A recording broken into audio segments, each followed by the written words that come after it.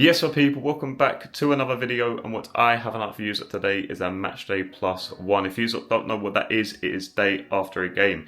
In this video in particular, I'm going to show you guys exactly what I get up to day after a game. And yeah, it is a Sunday, it's 9 o'clock, and basically what my morning will look like is that I'll have some breakfast, I'll go through all my socials, I'll plan some videos for the future. But the reason why I haven't been releasing videos on YouTube recently is because things haven't been the greatest on the football pitch recently. So what I intend to do is focus on my priorities, which is football, as that is my full-time job. In the afternoon, I'll head to the gym. I'll show you guys my recovery program, because me personally, I think recovery is the most important day of the week, making sure that you don't pick up any unnecessary muscle injuries or niggles, if you know what I mean.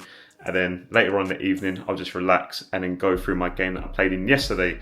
And yeah, you sort of get a little match reaction. But you know what? I'm also going to show you guys the game against Carlisle as well, because why not? That was one hell of a game just over a week ago. So I'll give you that as well. But yeah, that's basically that. I'm just going to go sort out some breakfast and then have a little meeting, okay? So I'll speak to you in a bit.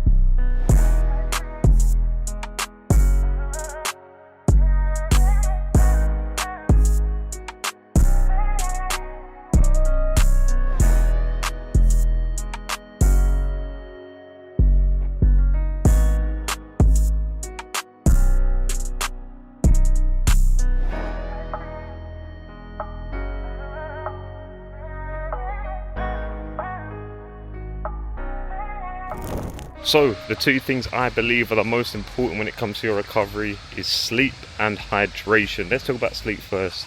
It is the most easiest thing you can possibly do when it comes to recovery. You need to make sure you have at least 9 hours. And then when it comes to your hydration, alright, this one's a little bit of a techie one, okay? So say for example you want to go out and have a few drinks after your game on a Saturday. Listen, there's nothing wrong with doing that, okay? But you need to make sure that after that you are actually drinking some water, because when you drink alcohol, it makes you so dehydrated. Say for example, now it gets to Tuesday, Thursday, and you're saying to yourself, why do I feel a little bit fatigued? My muscles are a little bit tight. And it's because you are dehydrated. So you need to make sure you're drinking loads of water. And yeah, that's basically that. They're my two little tips for you guys in your recovery. So what I'll do now is I'll pick up these little parcels. I'll see you back at home, and I'll go for my little walk with the missus, okay?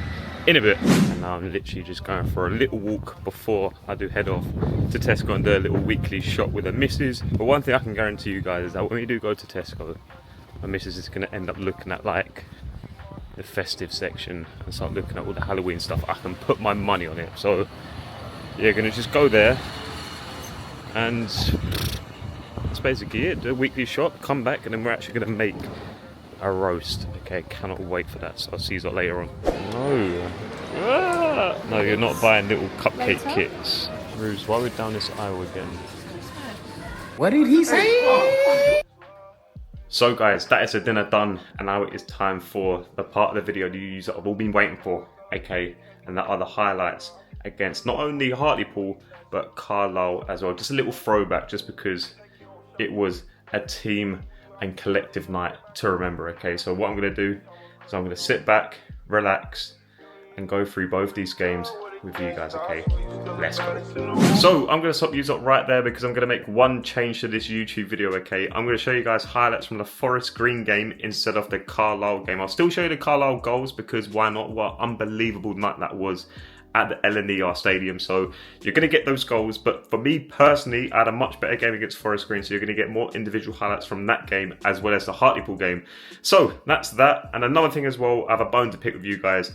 Over 70% of you guys who watch these YouTube videos are not subscribed, so please do so. It doesn't cost you anything, it's flipping free, okay? So Please subscribe to this YouTube channel, because once we get to these milestones such as 15,000, 20,000, there'll be lots of giveaways, I promise you that. So yeah, I'm going to stop waffling. Let's get back to these highlights. Let's go.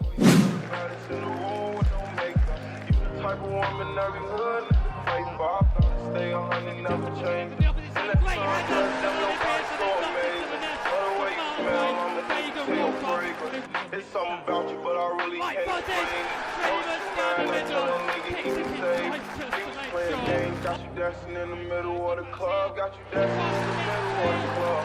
I know what to take, you can only get this feeling from a thug, you can only get this feeling from a thug. Baby, all you really want is love. Only talk the bosses and the petty, can't be fucking with the love, but you can't be fucking with a scrub.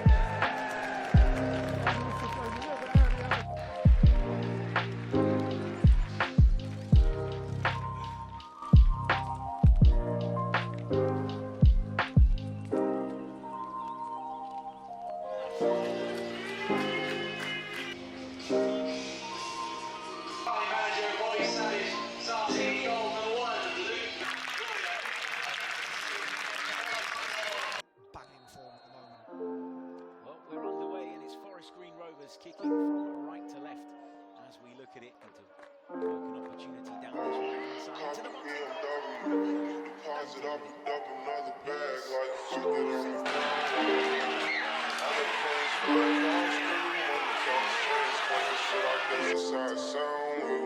I ain't joking, do it sound like I'm kidding. I've been making like 2,000. So I've now come on for tie in the 75th minute. Let's see how I get on. I literally jog into my position and my first involvement is a little guided header back to Kitch.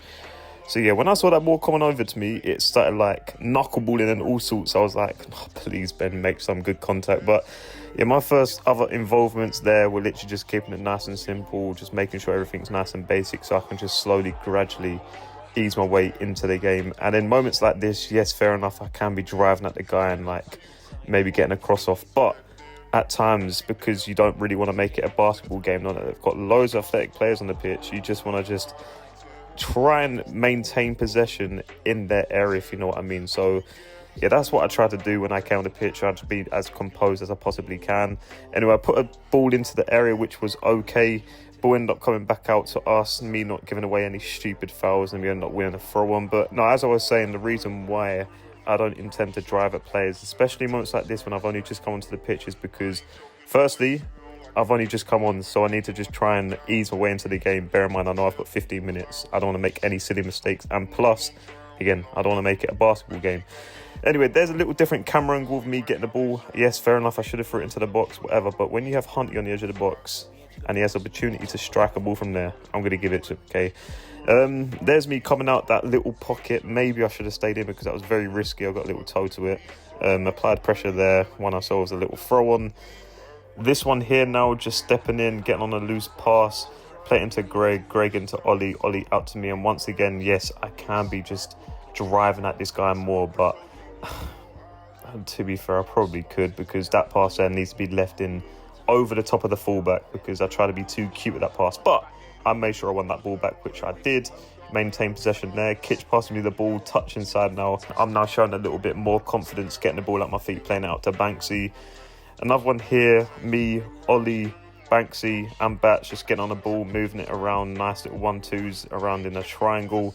And then this one right here, I don't know if you can see me in the bottom right hand corner now, I need to be sprinting into that box because I had doubt in my mind that Fowles wasn't going to get there. Plus, I kind of wanted to make sure that they were secure at the back. But if I would have sprinted into that area, I would have got on the end of one of those crosses. So, yeah, very frustrating for me not to get on the end of that. I feel like I should have just went with my instinct, but it wasn't to be. And, yeah, once again, those fans were unbelievable. Now, on to Hartlepool.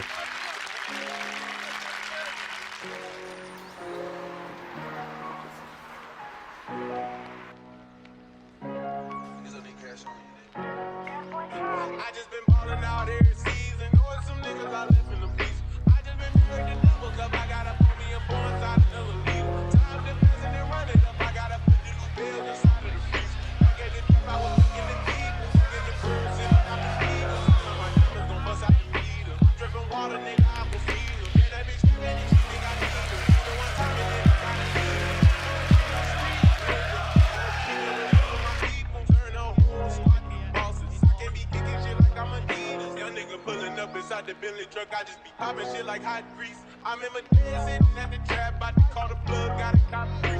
Looked up the Pablo Escobar, money meet the top four, that's my top three. Bitch, I was serving the sidewalk, then I copped this drop, popped in the street. You can't name a young nigga that's hot as all my niggas do murders and robberies. Got about 20 racks in the rabbit jeans. Niggas from the penalty spot.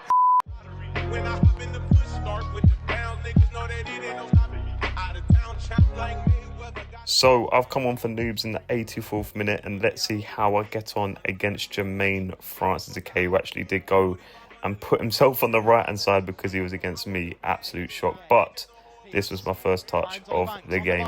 Plays it across goal, and it's fumbled in at the back post by Ben Brookes. It's the super sub for York. I can't quite tell if that was Ben Brookes or Jay Ben that got the final touch on that. Ben went sliding in to try and block it. And George Evans left in no man's land.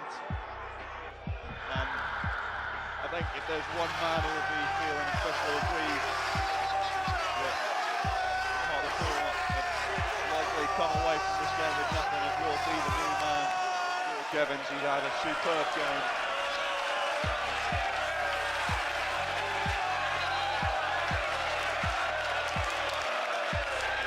So yeah, I'm not gonna lie, I don't think you can get yourself an easier goal, so I can't complain with that. Me arriving at the back post with an easy little tap in. But anyway, they've pulled one back, and now we have like 5 minutes left of the game. And yeah, it definitely got a little bit tense. So yeah, me playing against Jermaine, obviously I know what he likes to do on the ball. So yeah, there's obviously me doing as much as I possibly can. This little wave where they literally just got us pinned in that area, just can't really seem to clear our lines. The ball's got played across, and I'm not gonna lie, with that one there, I just had to be a no-nonsense defender and just put the ball out for a corner. And then to be fair, my guy did actually win that header, but yeah, there was not a chance in hell that he was going to score that unless he was Didier Drogba against Bayern Munich in the Champions League final. And then Jermaine tried to push me over. He tried to waste me to the floor, but listen, I wasn't going to allow him to do that to me because that would have been humiliating. But that was that. We ended up winning 2-1. I'm not gonna lie, I was absolutely buzzing, especially to get myself my first professional goal. And you fans, yeah, that was by far the best away fans I've ever played in front of. So a massive shout out to you guys. Yeah, let's just enjoy these things now.